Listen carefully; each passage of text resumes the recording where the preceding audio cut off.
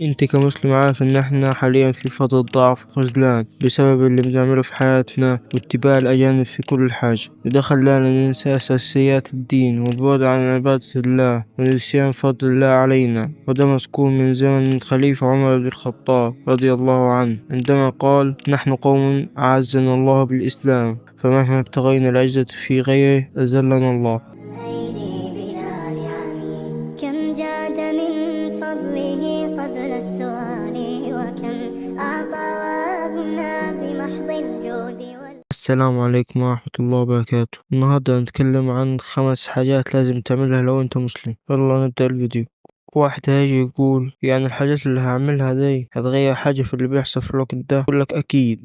إن الله لا يغير ما بقوم حتى يغيروا ما بأنفسهم. ولازم تعرف إن أنت لو عملت الحاجة دي قلت للناس يعملوها تغير الحال بإذن الله. يلا نبدأ في ال5 حاجات. أول حاجة الالتزام بالصلاة. الصلاة ركن من أركان الإسلام، وهي أهم عبادة في حياة المسلم. ربنا فرض علينا الصلاة كوسيلة للتواصل المباشر معاه. الصلاة مش مجرد حركات بنعملها بشكل آلي، لا، عبادة شاملة للجسد والروح والعقل. حكم تارك الصلاة. قال رسول الله صلى الله عليه وسلم: العهد الذي بيننا وبينهم الصلاة، فمن تركها فقد كفر. وقال الله تعالى: إن الصلاة كانت على المؤمنين كتابا موقوتا. يعني تارك الصلاة عمدا يكون كافرا، وده متفق عليه عند جميع العلماء. ترك الصلاة تكاسلا يرتكب ذنبا عظيما ولكن لا يقال عليه كافر. نصيحة لتنظيم اليوم. لازم تنظم يومك على الصلاة، يعني تصحى على الفجر، لو هتنام تنام بعد الصلاة، وتصحى تعمل أي حاجة. أهم حاجة تتفرغ وقتك وقت صلاة الظهر، وتكون متفرغ في الوقت ده، وكمل على باقي الصلوات وهتلاقي ناتج لو عملت الخطوات دي، عشان انت عملت كل حاجة مطلوبة منك وبرضه صليت فروضك. خلي صلاتك أولوية على كل حاجة.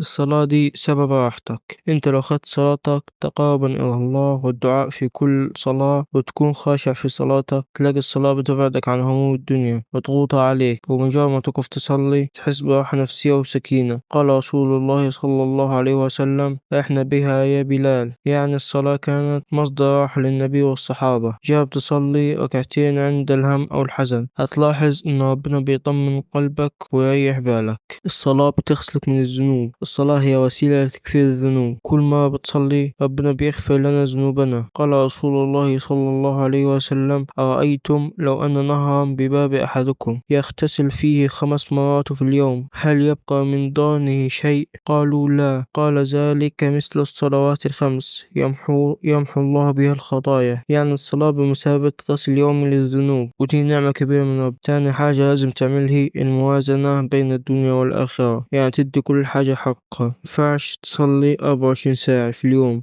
أو تلعب اليوم كله، لازم توازن بينهم. يعني تصلي كل فروضك، لو عندك شغل في يومك تحسن في شغلك، حاول تمارس أي نوع من الرياضة لتقوية الجسد عشان تحسن من نفسك. واعرف إن لو نيتك في بناء جسم قوي ده هتاخد عليه أجر، لأن رسول الله صلى الله عليه وسلم قال: المؤمن القوي أفضل من المؤمن الضعيف. بس في الحديث بيحكي عن قوة الإيمان وقوة الجسد. حاول تخلي وقت في يومك للعبادة، وقت للعمل، وقت للرياضة، وقت للنوم، وقت لتعليم حاجة جديدة. قسم يومك على كده واعمل مهام يومية تخلصها في يومك، ولما تخلصها كافئ نفسك بأي حاجة. مش لازم تكون حاجة كبيرة، بس أهم حاجة تفرحك أو أي حاجة بتحب. تالت حاجة لازم تعملها الصحبة الصالحة. حاول تنقي أصحابك يكونوا بيساعدوك في الصلاة وعبادة الله، وما تصاحبش حد بيكون بيبعدك عن عبادة الله. ده يخلي في تعاون بينكم وتنافس في حفظ القرآن وحاجات تفيدك جدا. رابع حاجة طلب العلم. حاول تطلب العلم، لو في حلقات ذكر قريبة عليك تروح تعلم عشان إيمانك يزيد. تقدر ترد على أي شخص يشكك في دينك، عشان لو ما عندكش علم يتم خداعك وممكن تروح في طريق مش حلو. خامس حاجة لازم تعمل هي الحفاظ على القرآن. ابدأ في حفظ القرآن واعمل ورد حفظ كل يوم. وأكيد أنت عارف إيه هي قيمة حافظ القرآن. وأنت بتحفظ شوف تفاسير القرآن أو الصور اللي أنت بتحفظها، ولو عندك شيخ يحفظك يكون أفضل. خلي لنفسك ورد يومي لقراءة القرآن، تنتظم عليه. مش مهم الكمية، أهم حاجة الاستمرار. وفي الفيديو ده اتكلمنا عن 5 حاجات لازم تعملها لو أنت مسلم. كانت: 1. الصلاة. 2. التوازن بين الدنيا والآخرة. 3. الصحبة الصالحة. 4. طلب العلم. 5. الحفاظ على القرآن. ويا رب الفيديو يعجبكم وتستفادوا منه، ويا رب يغفر لي ولكم.